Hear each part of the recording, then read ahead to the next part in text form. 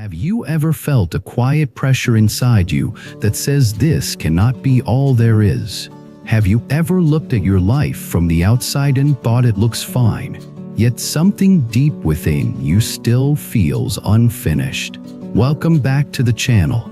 Today we are talking about a question that keeps visiting people when the noise finally drops and the heart gets honest. Is your Dharma calling?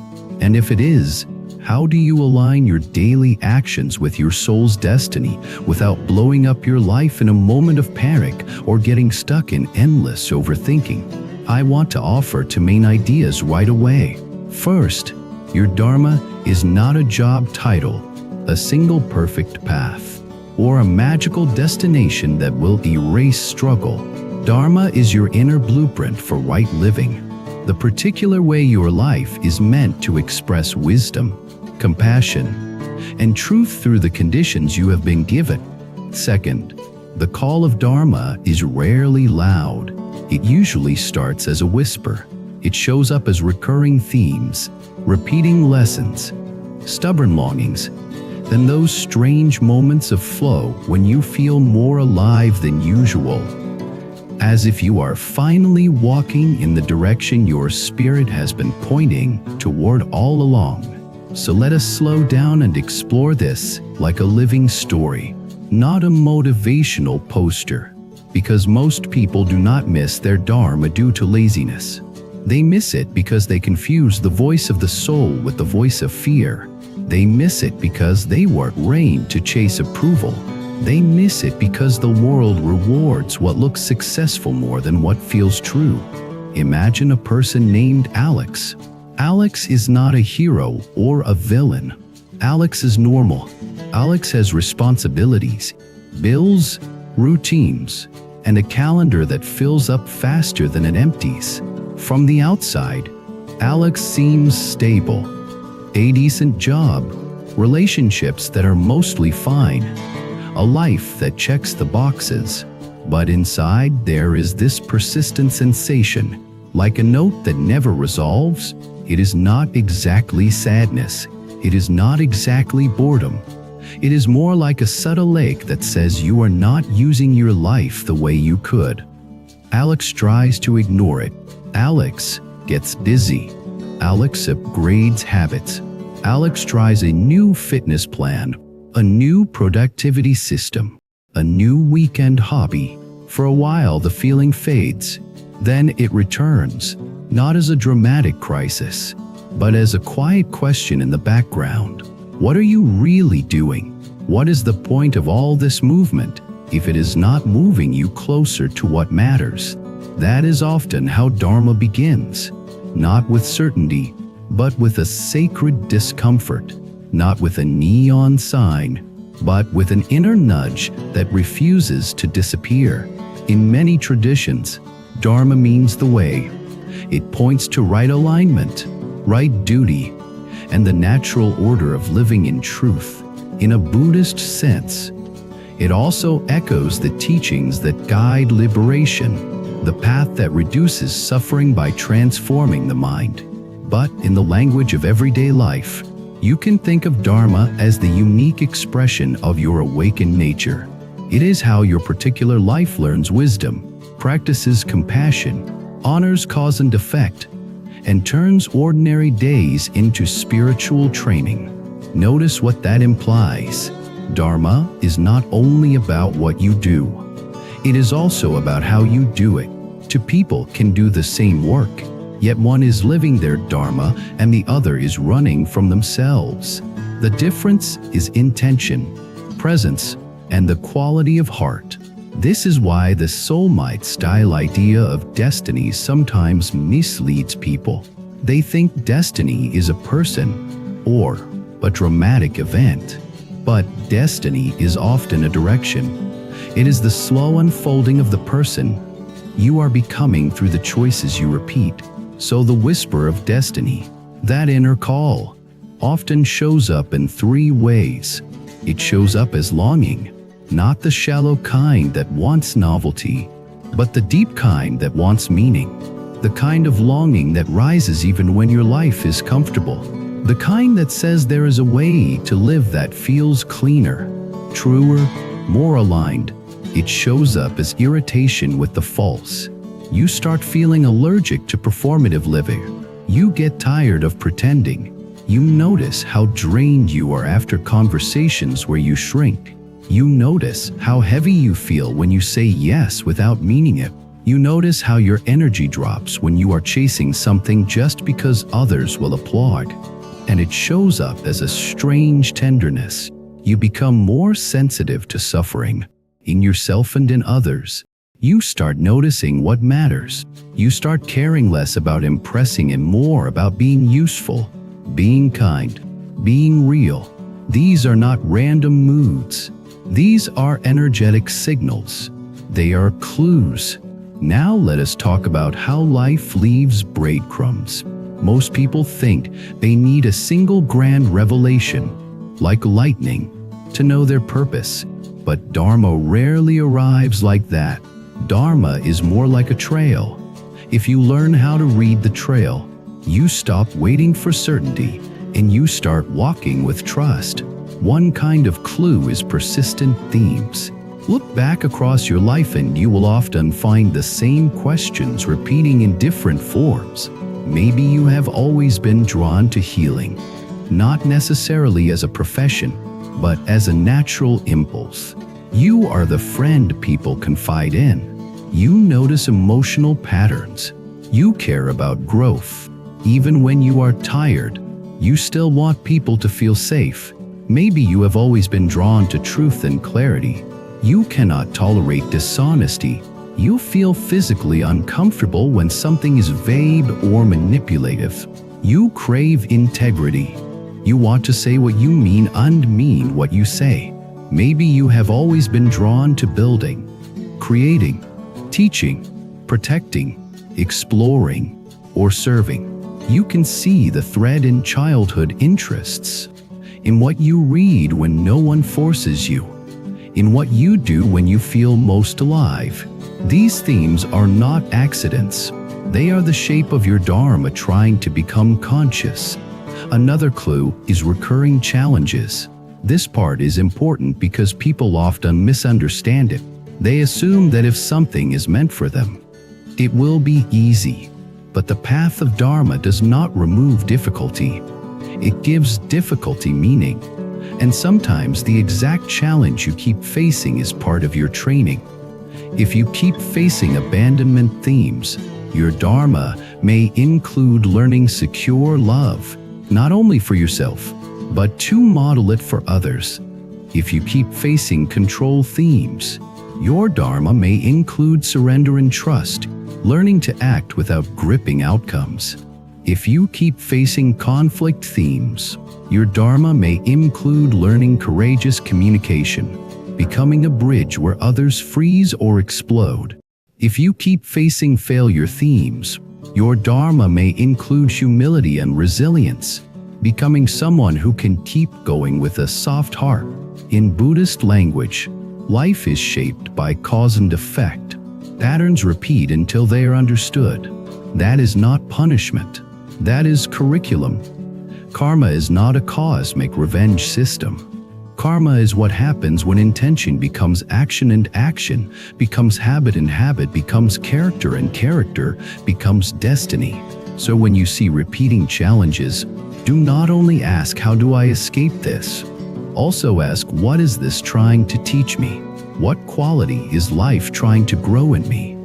Patience, courage, boundaries, compassion, discernment, humility, responsibility, forgiveness.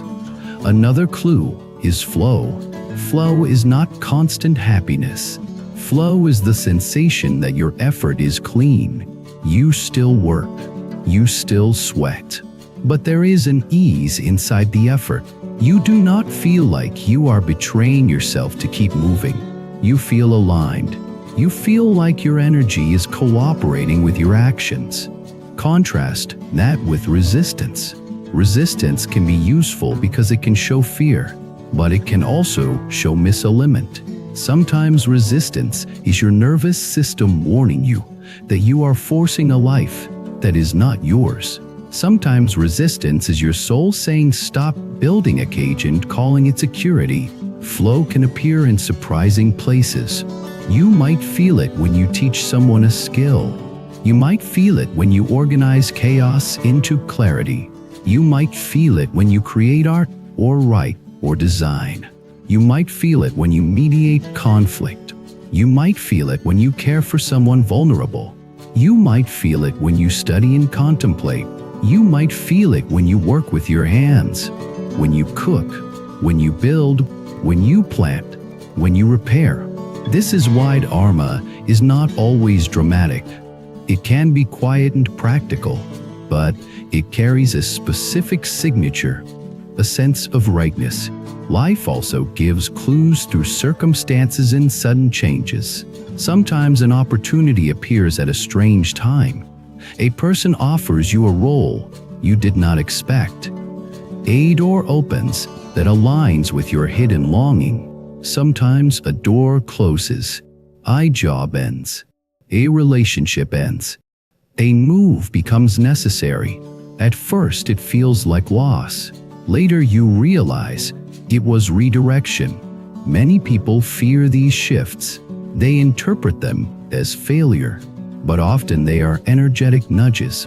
Life is reorganizing your environment so your deeper path can become possible. None of this means you should romanticize chaos or chase constant change. It means you learn to read change with wisdom. Ask what is being revealed. Ask what is being released. Ask what is being invited. Now comes the hardest part, discerning your unique Dharma. Because once you accept that there is an inner call, the mind immediately wants a clear answer. The mind wants a label. The mind wants a guarantee. But Dharma is not a single sentence you discover once. Dharma is a relationship you build with your inner truth. And relationships take practice. So how do you quiet the noise and tune in? First, you create silence. Not only external silence, but internal space. Most people cannot hear their own inner voice because they are constantly consuming other voices, opinions, feeds, expectations, comparison. The soul speaks softly. It does not compete with endless stimulation. So begin with a simple practice. Each day, give yourself a few minutes without input. No screen, no music, no conversation. Sit, walk, breathe. Let the mind complain. Let it be restless. Let it be bored. Under the restlessness, there is a quieter layer. In Buddhist practice, Midden-Molzens is the beginning of wisdom. You observe sensations, thoughts, and emotions without immediately reacting. This observation is already alignment because it stops the unconscious habit of living on autopilot. As you sit in this space, you start noticing what the inner voice feels like. The voice of fear is urgent. It is loud. It is repetitive. It demands certainty. It says, do it now, or you will lose everything. It often comes with tightness, racing, and a tunnel vision. The voice of ego is performative. It imagines how others will react. It measures your worth through applause. It wants to be seen. It wants to be special. The voice of the soul is calmer. It does not always feel easy, but it feels true. It may ask you to do something scary, but it does not humiliate you. It does not scream. It invites. It repeats with patience.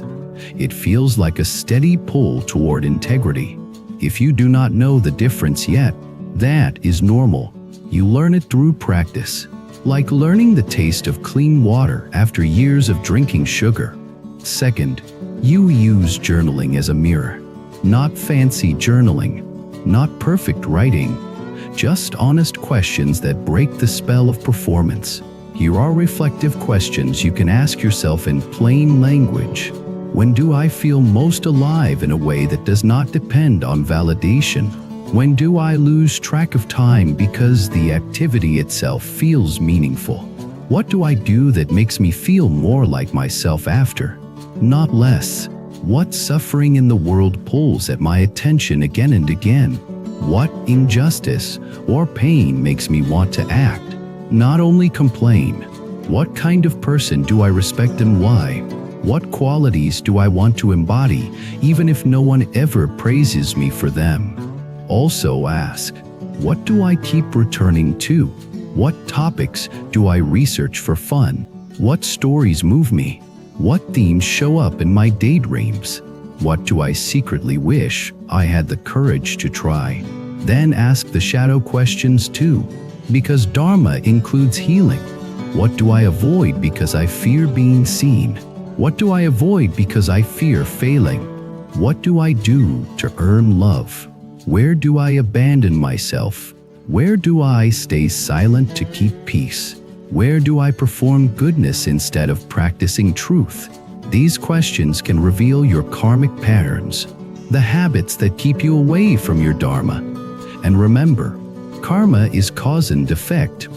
If you keep abandoning yourself, the effect is emptiness. If you keep choosing approval over truth, the effect is anxiety. If you keep avoiding discomfort, the effect is stagnation. Third, you observe your attention. Attention is sacred. What you naturally notice is often a clue to your Dharma. Some people enter a room and immediately sense emotions. They notice who is uncomfortable, who is excluded, who is anxious. Their Dharma may involve emotional intelligence, care, and connection. Some people enter a room and see systems. They notice inefficiency, patterns, opportunities to improve. Their Dharma may involve leadership, design, organization, or strategy. Some people enter a room and notice beauty, lighting, color, shape, story. Their Dharma may involve creativity and expression. Some people enter a room and notice risk and safety. Their Dharma may involve protection, stewardship, responsibility. So ask yourself, what problems naturally attract my attention? What do I want to fix? What do I want to heal? What do I want to create? What do I want to protect? What do I want to understand? This is not about being better than others. It is about being honest about your particular wiring. Now, here is a major turning point. Many people think Dharma is discovered by thinking, but Dharma is discovered by living. You learn by doing small experiments. This is where the idea of integrating Dharma into daily life becomes powerful, because it removes pressure. You do not have to quit your job tomorrow. You do not have to announce a new identity. You begin with small shifts. If your Dharma includes compassion, practice compassion in ordinary moments. Speak gently, listen fully, offer help without rescuing, forgive quickly while keeping boundaries. If your Dharma includes truth, practice truth in ordinary moments. Stop exaggerating, stop pretending. Admit what you want. Admit what you do not want. Tell the truth kindly. If your Dharma includes teaching, practice teaching in ordinary moments. Share what you know. Encourage curiosity. Explain with patience. Mentor someone informally. If your Dharma includes creativity, practice creativity in ordinary moments. Make something. Write a page. Sketch, build, record, create not for applause but for alignment. If your Dharma includes healing, practice healing in ordinary moments. Learn a skill, study psychology, study semantics, practice meditation. Support a friend without taking responsibility for their life.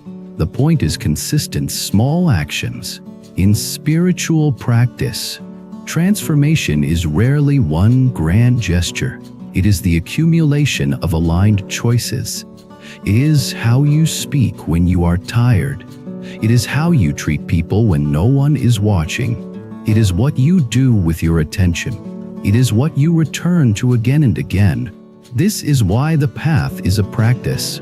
Now let us return to Alex, because stories make these ideas real. Alex has been feeling the whisper for years. One evening, after a long day, Alex sits alone in the car before going inside. The steering wheel is warm from the sun. The world is quiet for a moment, and Alex feels that familiar ache again. Instead of pushing it away, Alex decides to listen, not in a dramatic way, just a small decision.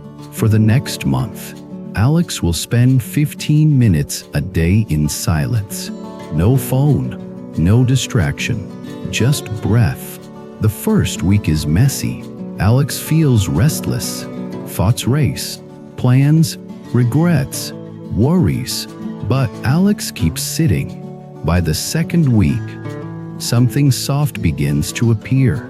Alex starts noticing how often the mind tries to escape the present. Alex starts noticing a deep fatigue that is not physical. It is the fatigue of living against the grain. Alex also starts noticing sparks. When Alex thinks about helping people learn something, there is warmth. When Alex imagines a life where work includes mentoring and guiding, there is energy. When Alex imagines staying in the current path forever, there is heaviness. So Alex begins small. Alex offers to train a new co-worker. Alex volunteers to lead a small project that involves coaching rather than competing. Alex starts reading about communication, emotional intelligence, and mindful leadership. Alex begins to practice listening without rushing. And something happens. Alex feels more alive. Not every day, not constantly, but enough to notice a pattern.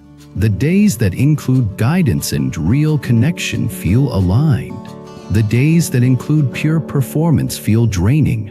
This is how Dharma reveals itself, through lived feedback. But then fear arrives, because fear always arrives. Alex starts thinking, if this is my Dharma, do I need a new career? Do I need to start over? What if I fail? What will people think? Am I too old? Am I too late? This is where many people stop. They feel the call. Then they panic. Then they retreat into safety. The call becomes a dream they talk about but do not live. So what does wise practice look like here? Wise practice includes fear. It does not pretend fear is not there. It also does not obey fear. In Buddhist teachings, fear is a mind state. It is not a prophecy. It arises due to conditions. It passes when conditions change. You can meet it with midnolescence and compassion. So Alex learns a new approach. Alex decides to take small steps for 6 months, not to prove anything, but to gather evidence.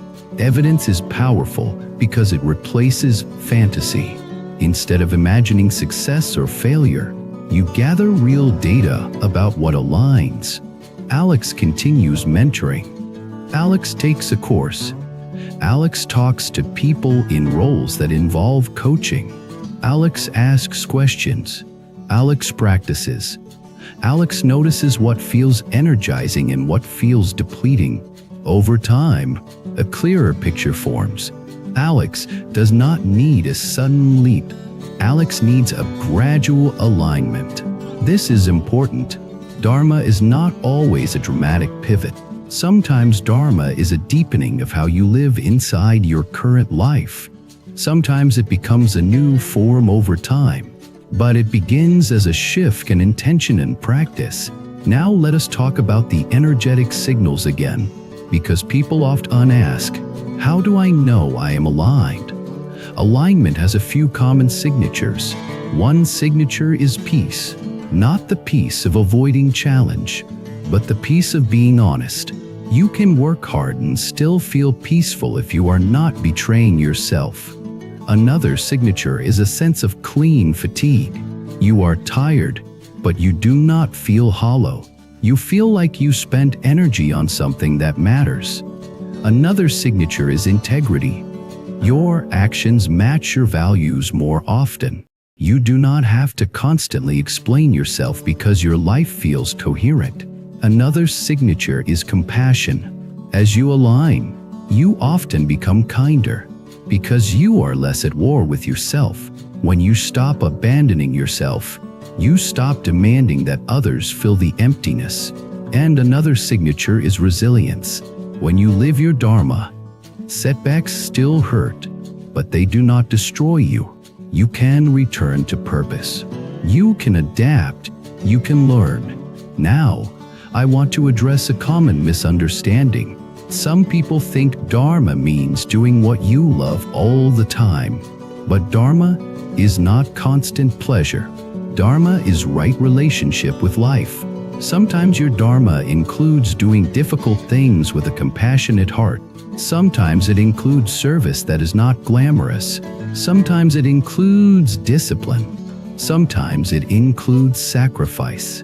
The difference is that the sacrifice is not self-betrayal. It is chosen, meaningful, aligned. Think of the concept of the middle way, not indulgence, not self-punishment.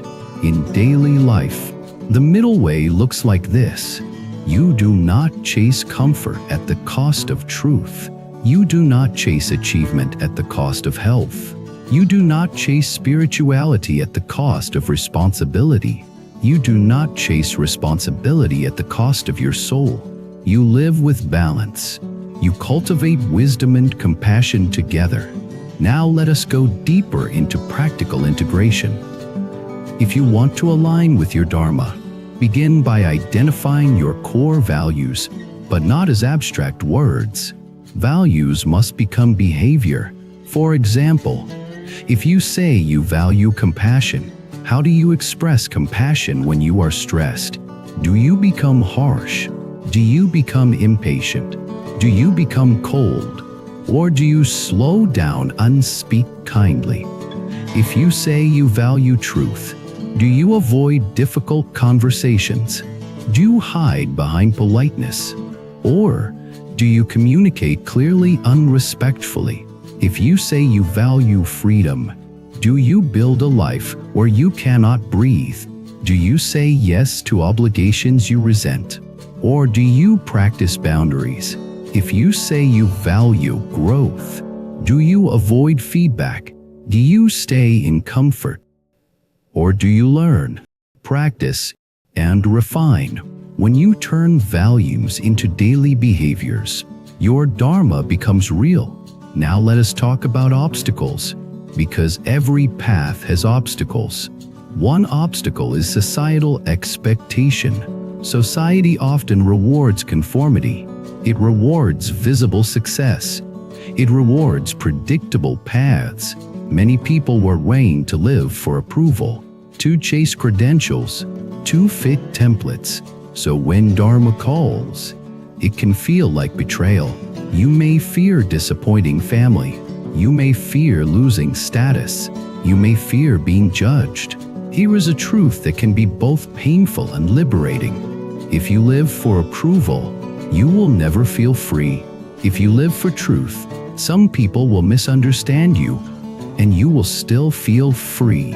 This is where compassion and wisdom must work together. Compassion says, I understand why they want me to be safe. Wisdom says, safety without truth becomes a slow suffering. Another obstacle is fear of change. Change threatens the identity you have built. Even if the identity is painful, it is familiar. The nervous system often prefers familiar pain over unfamiliar freedom. So to move through fear of change, you do not demand instant bravery. You practice gradual courage. Gradual courage looks like small commitments. It looks like consistent practice. It looks like building skills. It looks like gathering support. It looks like learning to tolerate discomfort without collapsing. Another obstacle is spiritual bypassing. Some people use spiritual ideas to avoid hard work. They say, If it is my destiny, it will happen without effort. But Dharma is not passive. Dharma is lived through action. In Buddhism, right effort is part of the path. Right effort does not mean forcing. It means consistent practice, wise energy, steady attention. So if you feel called, ask yourself what right effort looks like today, not 10 years from now, today. Another obstacle is perfectionism. Perfectionism is a disguised fear. It says, if I cannot do it perfectly, I should not do it at all. This blocks Dharma because Dharma is not discovered through perfection. It is discovered through sincerity. Sincerity means you show up honestly. You learn, you fail, you adjust, you keep going. Now, let us explore the deeper spiritual layer, because this topic is not only about productivity or career, it is about awakening. Awakening is not a mystical event reserved for saints. Awakening is the gradual shift from unconscious living to conscious living. It is the moment you realize you are not your thoughts. You are the awareness that can observe thoughts. It is the moment you realize you can choose your response. It is the moment you realize your life is shaped by your repeated intentions. So when you align with Dharma, you are not only fulfilling purpose, you are also reducing suffering. Because suffering grows when we live out of alignment. Suffering grows when we lie to ourselves. Suffering grows when we cling to identities. Suffering grows when we chase external validation. Suffering grows when we avoid pain that needs attention. Dharma alignment reduces suffering because it brings coherence. It brings truth. It brings compassion. It brings wise action. And when you live with wise action, you also change karma. Remember, karma is cause and effect shaped by intention. When you choose aligned actions, you plant different seeds. Over time, those seeds become a different life. This is how destiny is formed. Now let us move toward what it feels like to live your Dharma, because it helps to visualize the destination, not as fantasy, but as a felt sense. Living your Dharma often feels like an inner yes that does not need applause. It feels like waking up with a quiet sense of direction. It feels like being able to face difficulty without losing your center. It feels like relationships becoming cleaner because you are less manipulative, less needy, less performative. It feels like your energy becomes steadier because you stop leaking it into things you do not believe in. It also feels like impact, not necessarily fame. Impact can be small and still profound. A teacher who changes one student's life. A nurse who comforts a frightened person. A creator who makes something that helps others feel less alone. A leader who builds a healthy team. A parent who ends a cycle of emotional neglect. A friend who models boundaries and compassion. One person living their Dharma creates a ripple effect. When you are aligned, you become more trustworthy. People feel it. They may not have words for it, but they sense coherence. And coherence is rare. This is why Dharma is not selfish. When you align, you serve. You serve not through martyrdom, but through integrity. Now, I want to offer one more story because it captures the moment when the whisper becomes a call. Imagine a person named Mira. Mira has always been drawn to stories. As a child, Mira wrote little tales and read constantly. But as Mira grew older, life became practical. Mira chose a stable path. Mira told herself writing is a hobby, not a real life. Years pass. Mira becomes successful by external measures. But the whisper returns. Mira starts noticing something. Whenever Mira reads a memoir of someone who followed an inner calling, Mira feels both inspired and irritated. Inspired because it feels true. irritated because it touches regret. Mira also notices recurring dreams, not mystical dreams, just themes. Mira dreams of being late, of missing a train, of trying to speak but no sound comes out. One day, Mira attends a community event and listens to people share personal stories. Mira feels something open inside. Mira goes home and cannot sleep. Mira writes a page, then 10 pages. Mira feels flow. The next morning, fear arrives. Who am I to do this? I will fail. I am too late. But Mira remembers something simple. Dharma does not ask you to be famous. Dharma asks you to be true. So Mira begins small. Mira writes daily. Mira shares with a friend. Mira joins a workshop. Mira learns. Mira edits. Mira keeps going. Months later, Mira shares a story publicly. Someone messages Mira and says, "I thought I was alone until I read this. Thank you." Mira cries, not because of praise, but because of alignment. Mira realizes the purpose was never ego. The purpose was connection and healing through truth. This is Dharma. Now let us bring this home to you. If your Dharma is calling, you do not need to panic. You also do not need to ignore it. You need to practice. Practice listening. Practice small aligned actions. Practice boundaries. Practice compassion. Practice truth. Practice right effort. And be patient with yourself. Growth is not linear. The mind will doubt. The world will distract. Old identities will resist. That is normal. In Buddhist practice, patience is not passive. Patience is strength. It is the ability to stay present while transformation unfolds. So here is a closing message for you to carry. You are not here by accident. Your life is not a random collection of tasks. Your longing is information. Your discomfort is guidance. Your recurring themes are clues. Your capacity for compassion is part of your path. Your willingness to practice is the bridge between who you have been and who you are becoming. Start today, not with a grand gesture, but with one honest step. If you want to begin right now, choose one small action you can repeat for the next 7 days that aligns with your inner truth. Maybe it is 10 minutes of silence. Maybe it is writing a page. Maybe it is learning a skill. Maybe it is setting one boundary. Maybe it is offering one act of service. Maybe it is telling the truth in one conversation. Then watch what happens inside you. Watch your energy. Watch your peace. Watch your resistance. Watch your courage grow. Because Dharma is not found by waiting. It is found by walking. Now I want to hear from you. Have you felt that inner whisper that your life is meant for something deeper? Have you noticed themes or patterns that keep returning, as if life is trying to point you toward a path? Share your experience in the comments.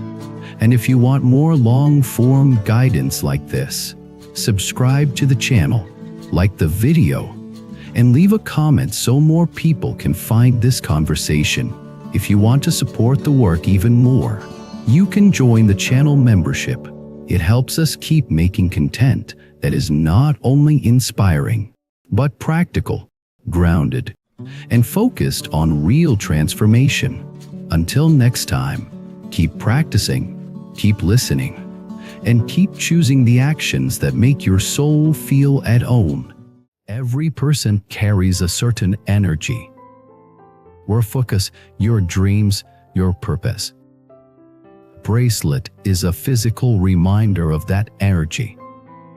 Symbol you wear daily that pushes you to stay grounded, balanced, and aligned. If one of the bracelets caught your eye, you can order it through the link in the description.